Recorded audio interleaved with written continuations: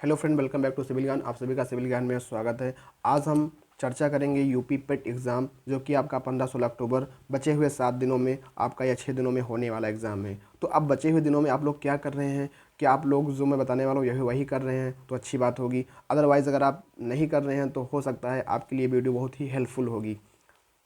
जानने के लिए वीडियो को पूरी देखना है। अगर आप चैनल पर नए हैं, चैनल को लाइक शेयर सब्सक्राइब ज़रूर करके जाना है, ठीक है।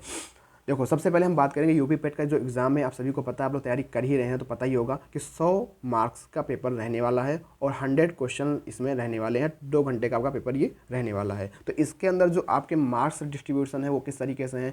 30 नंबर आपका जीके जीएस, जिसमें आपका polity, history, geography, biology, physics, chemistry, ये सारी चीज़ें आपको इंक्लूडेड इसमें मिलने वाली हैं।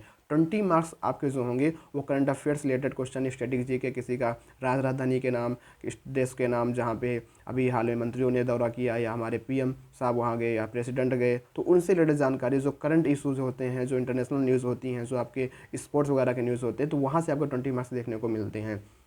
ये ऑल ओवर होता है 50 मार्क्स।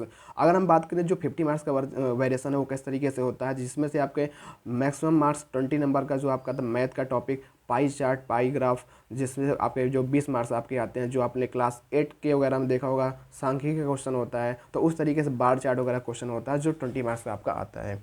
और आपके जो 30 मार्क्स होते हैं वो आपके 10 मार्क्स आपके गद्यांश के आते हैं, जो यहाँ पे 2 गद्यांश दिया होगा, उन गद्यांश रिलेटेड आपके क्वेश्चन दिए होंगे तो वो आपको करना होता है। बचे आपके 5 मार्क्स हिंदी, फिर 5 इंग्लिश, फिर आपके मैथमेटिक्स, फिर आपके 5 रीजनिंग। ये आपके 20 मार्क्स का जो वेरिएशन होता है कुछ इस तरीके से होता है। तो अब आपको क्या करना है, बचे हुए 6 दिनों में आप लोगों ने सारे सिलेबस को पढ़ लिया होगा, ऐसा मैं उम्मीद करता हूँ, क्योंकि ये वक्त जो है अब सिलेबस कंप्लीट करने का नहीं है, आप सभी जानते हैं। तो यहाँ पे मैं जो बात करने वाला हूँ कि यहाँ पे आपको बचे सीजन को क्या करना है। करना क्या है आपको, अब आपको रिवीजन, मल्टीपल टाइम चीज़ों को रिवीजन करना है। जैसे कि करंट अफेयर में वेरिएशन, इंडेक्स हो गया, जितने इंडेक्स हैं, महत्वपूर्ण इंडेक्स है, ग्लोबल हंगर इंडेक्स है, एचडीआई इंडेक्स है, स्पोर्ट इंडेक्स, उसमें क्या कहते हैं कि प्रेस फ्रीडम इंडेक्स है, तो जितने इंडेक्स वाली चीज़ें हैं, स्पोर्ट की कोई चीज़ें हैं, तो ये सारे करंट इश्यूज जो होते हैं हमको जल्दी से वहाँ पे एग्जाम में क्या होता है, ये चीज़ें याद नहीं आती। भाई वर्ड प्रेस में कितना था, 150 था यार, 136 कितना था। तो ये सब कन्फ्यूजिंग वाले जो पॉइंट हैं इनको बार बार रिवीजन करना है,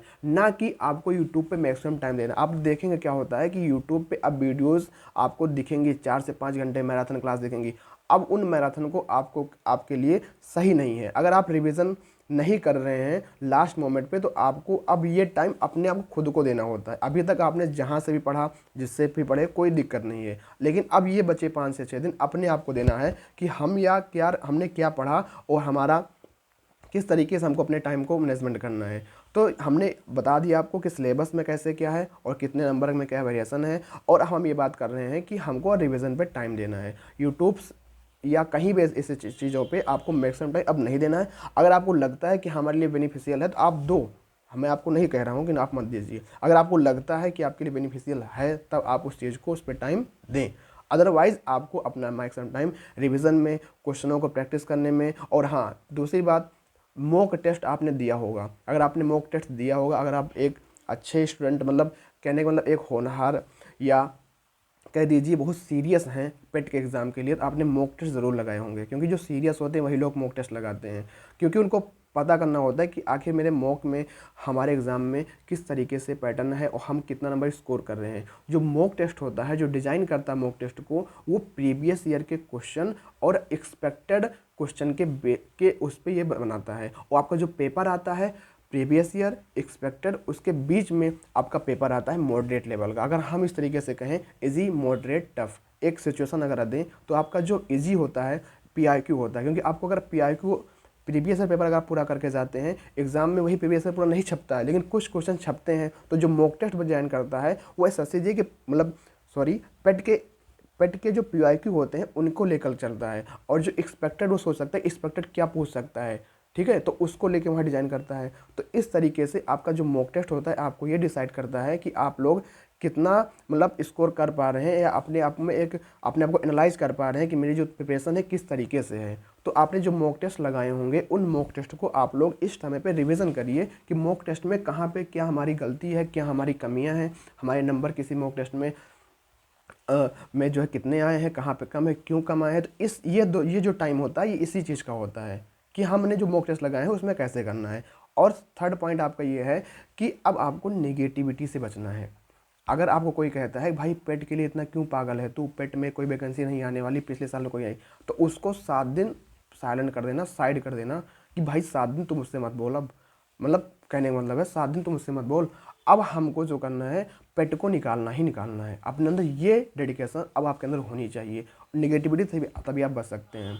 आप ऐसे लोगों से बात करिए, अपने माता पिता से बात करिए, माँ बाप से बात करिए, जो आपको घर से बाहर अगर आप रहकर पढ़ाई कर रहे हैं तो वो सोचिए कि हाँ वो किस किस हालात से आपको बाहर रह के पढ़ाई कर रहे हैं, तो वहाँ से आपको पॉजिटिविटी मिलेगी। तो इस तरीके से अपने आप को पॉजिटिव में रहिए। और फोर्थ पॉइंट हम बात करेंगे यहाँ पे कि अब आपको जो है अपने हेल्थ का, खान पान पे और नींद प्रॉपर से लीजिए। एग्ज़ाम से 2 दिन पहले या 1 दिन पहले आप अच्छी सी प्रॉपर नींद 8 से 10 घंटे या 8 घंटे की नींद ले लीजिए। क्योंकि होता क्या, हम लोग प्रिपरेशन जब करते हैं तो मोस्टली 5 से 6 आवर्स या 4 से 5 आवर्स, कुछ तो ऐसे होते हैं 4 से 5 आवर, और कुछ का रूटीन ये होता है कि नाइट में वो लोग पढ़ते हैं, दिन में सोते हैं। तो अब दिन में एग्ज़ाम पढ़ रहा है तो अपने आप को शेड्यूल को चेंज कर लीजिए। अदरवाइज़ क्या होगा, आपकी तैयारी कितनी भी अच्छी हो, एग्ज़ाम टाइम में आपको अपना आउटपुट नहीं दे पा रहे हो, तो कैसे आप कह सकते हैं कि हमारा सिलेक्शन हो पाएगा या हम उस एग्ज़ाम को अच्छे से दे पाएंगे। तो आपको इन चीज़ों पे भी काम करना होगा, ठीक है। और हेल्थ इशू, हेल्थ पर ध्यान दीजिए। पता लगा आपने तैयारी अच्छी से की, एग्ज़ाम टाइम में आपकी तबीयत ही ख़राब हो गई तो क्या होगा, परेशान हो जाएंगे आप। हेल्थ, वेदर चेंज हो रहा है, मौसम में देखो बारिशें हो रही हैं, ठंडा है, अपने आप को ध्यान रखिए इन सब चीज़ों के तरीके से। क्योंकि एग्ज़ाम जो है ऐसा नहीं होता कि आप खूब पढ़ रहे हैं 24 आवर का 22 घंटा पढ़ रहे हैं तो आपका एग्ज़ाम निकल जाएगा, नहीं। उस पैमाने पे नहीं डिपेंड करता आप कितना पढ़ रहे हैं। एग्ज़ाम माइंड है, आपका हेल्थ है, सब कुछ होना चाहिए भाई ना। आपने दिमाग में जो यहाँ मेमोरी आपकी स्टोर है, इस मेमोरी में सारी चीज़ें जब अच्छे से स्टोर कर ली है, लेकिन अब इसको निकालना है तो एक अच्छा वो भी होना चाहिए, वेदर भी होना चाहिए, मतलब दिमाग काम करना चाहिए। तबीयत नहीं ख़राब होगी, पता लगा आपका जुकाम हो गया, बार बार आप रुमाल यूज़ कर रहे हैं, तो इन सब चीज़ों को आपको अब ध्यान रखना है। और उम्मीद करता हूँ आप सभी की तैयारी अच्छी होगी। अब मिलते हैं नेक्स्ट वीडियो में। आपको अब यूपी पेट एग्ज़ाम के बाद में कैसा पेपर रहा, कैसे क्या रहा, उस पर हम पर चर्चा करेंगे। और आप लोग जितनी बातें हमने बताई अगर आपको समझ में आई है, उम्मीद करता हूँ समझ में आई ही होगी, तो आप लोग वीडियो को लाइक, चैनल को शेयर और सब्सक्राइब ज़रूर करिएगा। मिलते हैं नेक्स्ट वीडियो में, तब तक के लिए थैंक यू। जय हिंद, जय भारत, बेस्ट ऑफ लक।